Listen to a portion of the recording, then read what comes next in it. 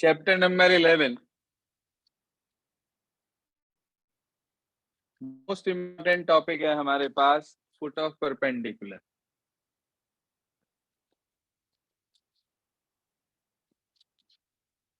Foot of perpendicular के साथ साथ इसमें आपसे इमेज ऑफ द पॉइंट और पूछी जाती है। एक क्वेश्चन आप लोगों के पास लिखा हुआ है। क्वेश्चन ये कहता है कि find the coordinate of the foot of perpendicular from the point P। हमारे पास एक पॉइंट है P जिसके कोऑर्डिनेट आपको दे रखे हैं 7, 14, 5। वो कह रहा है कि फुट ऑफ परपेंडिकुलर निकालना है इस पॉइंट से टू द प्लेन। प्लेन की इक्वेशन आपको दे रखी है 2x plus 4y, 2x plus 4y और minus z is equals to 2। यह आपको प्लेन दे रखा है। वो कह रहा है also find the length of the perpendicular from the point to the plane and find the image of the point P in the above plane. यह आपसे कहा उसने। देखो ध्यान से समझो कि आपको फुट ऑफ परपेंडिकुलर निकालना है, परपेंडिकुलर की डिस्टेंस निकालनी है और साथ ही साथ इमेज फाइंड आउट करनी है। अब इमेज जो है वो फुट ऑफ परपेंडिकुलर से एक स्टेप और फॉरवर्ड है।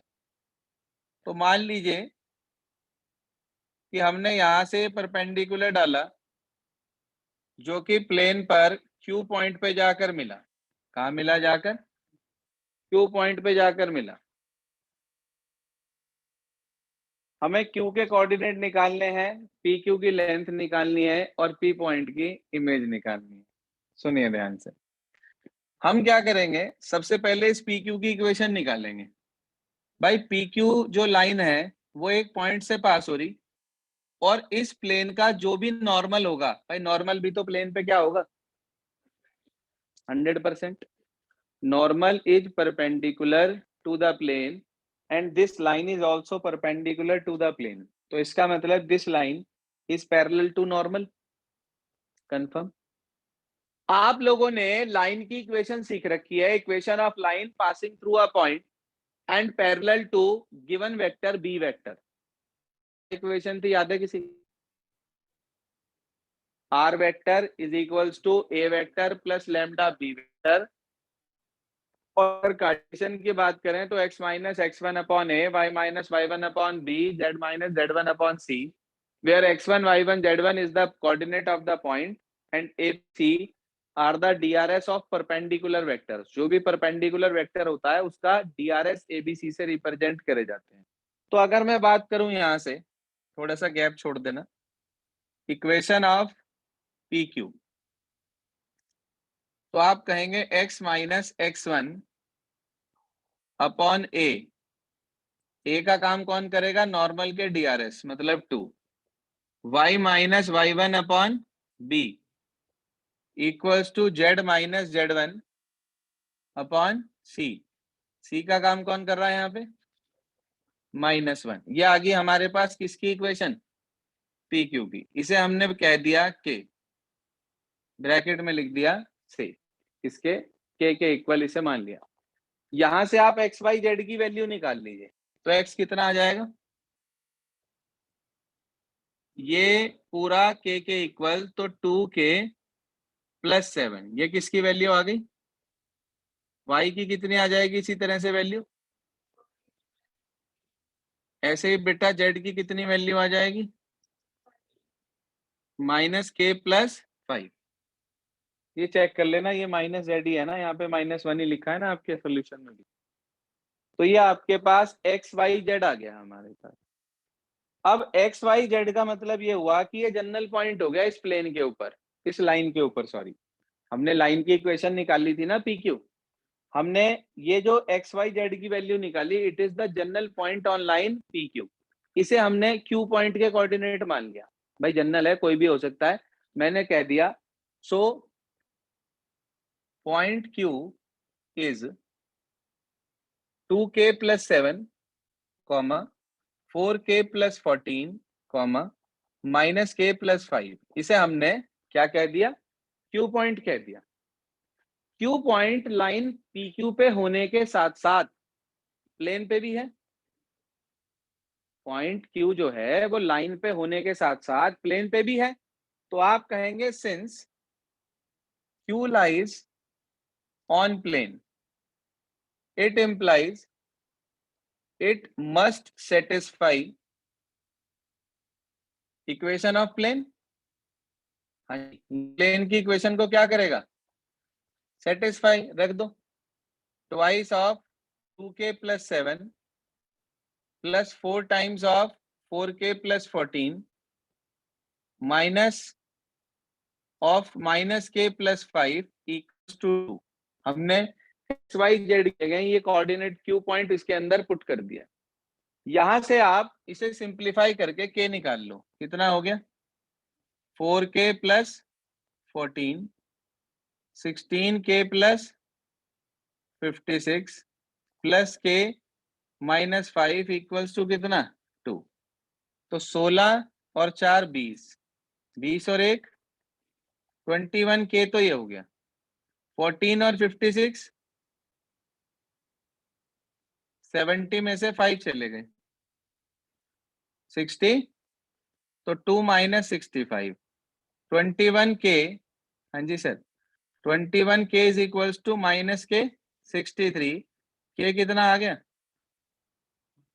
-3, के कितना आ गया हमारे पास -3। कोई परेशानी नहीं इतने तक, क्लियर है। अब के पॉइंट आपको के कोऑर्डिनेट के की वैल्यू आपको मिल गई, उसे इसमें रखते ही क्यों आ जाएगा। तो आप कह देंगे सो फुट ऑफ परपेंडिकुलर इज -3, इसमें पुट कर दो 2 3 जा 6 माइनस के 6 प्लस के 7 कितना हो गया 1।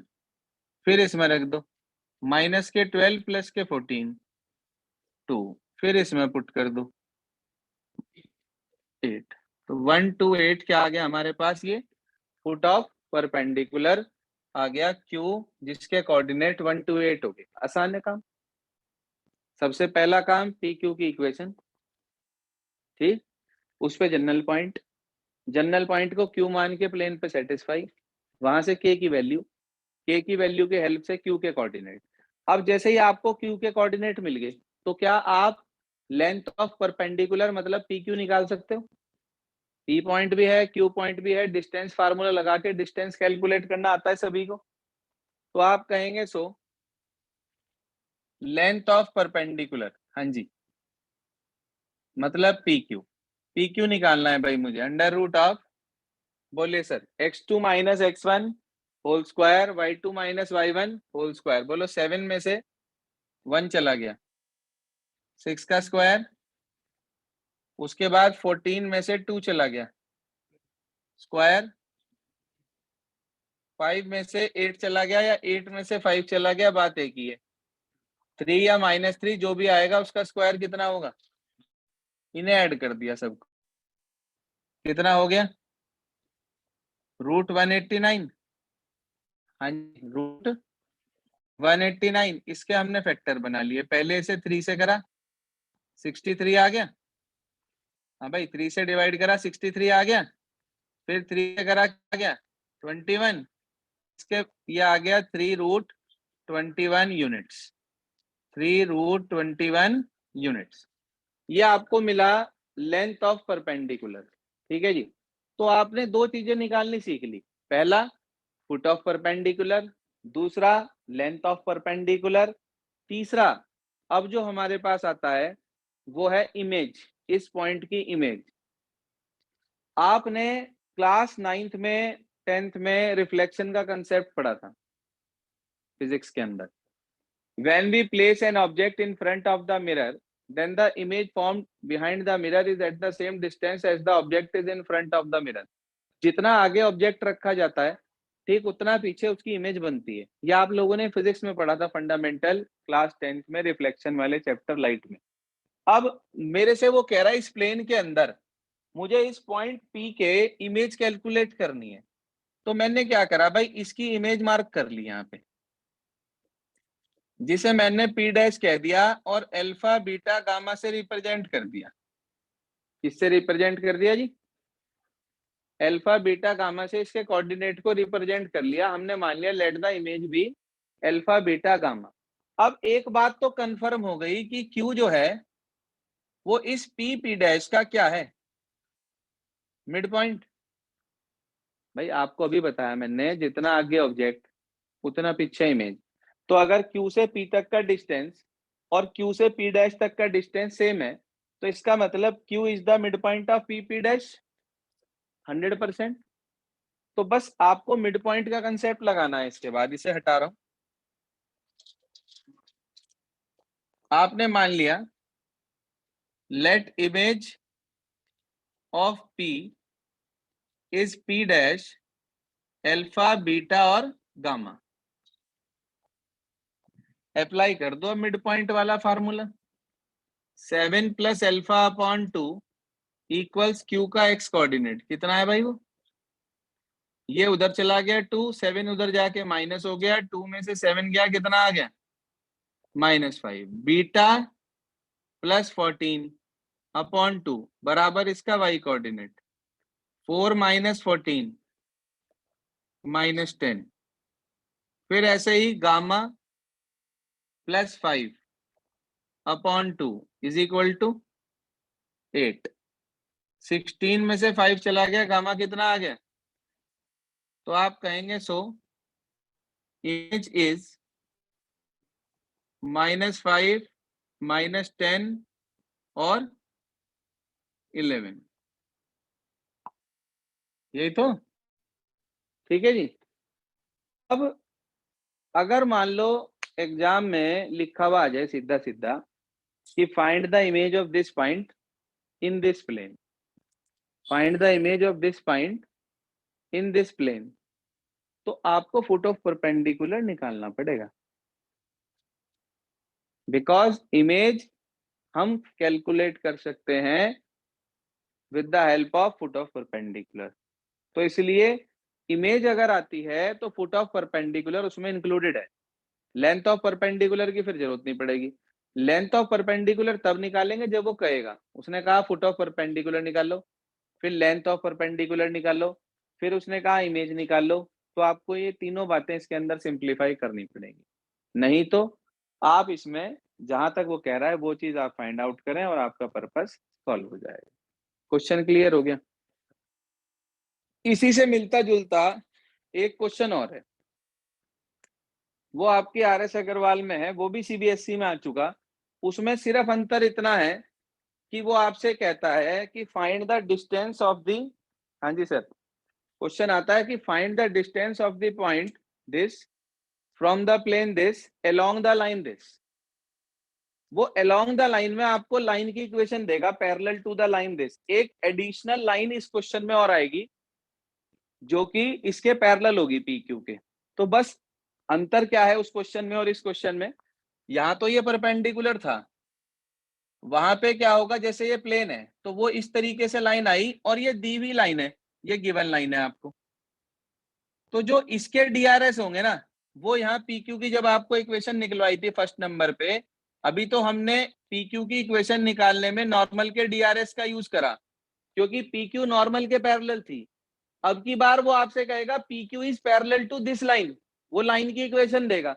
तो बस जो उसके नीचे DRS लिखे होंगे ना, वो आपको PQ की इक्वेशन निकालते हुए पुट करने। बाकी सारा काम यही का यही एज सच होगा। पेज नंबर नोट कर लें आप अपने पास, जो कि आपको RS अग्रवाल में मिल जाएंगे क्वेश्चंस। ये क्वेश्चन फुट ऑफ परपेंडिकुलर वाले और इमेज वाले लाइन के टॉपिक में भी है और ये क्वेश्चन प्लेन के टॉपिक में भी है। ठीक है जी, दोनों ही आपको करने हैं, छोड़ना कोई नहीं है। वो नोट कर लें अपने पास, लिख लें please. RS Agarwal page number 1118, RS Agarwal page number 1118, example number 13, 14, 15। ये तो लाइन के क्वेश्चन है इमेज वाले जो अभी मैंने आपको बताए। उसके बाद अगला नोट कर लें, RS अग्रवाल, पेज नंबर 1174, 1174 इसमें नोट कर लें आप अपने पास एग्जाम्पल नंबर 11, 12 और 17। ये वही वाला क्वेश्चन है जिसकी मैं भी आपसे बात कर रहा था, मेजर्ड पैरेलल वाला। 17 के बाद 18 और 19। ठीक है जी, ये 4-5 क्वेश्चन हमारे पास हैं। इसके बाद 20 और 21 भी, 20 और 21। 20th एग्जाम्पल यही वाला है जो अभी बोर्ड पे आपने करा, 7-14-5 वाला। ये यही वाला एग्जाम्पल 20 है आपकी बुक में, RS अग्रवाल में, जिसका आंसर यही आया हमारा, -5, -10 और 11। ठीक है जी, 20 और 21 यहाँ तक का अपना कंप्लीट कर लें इसे।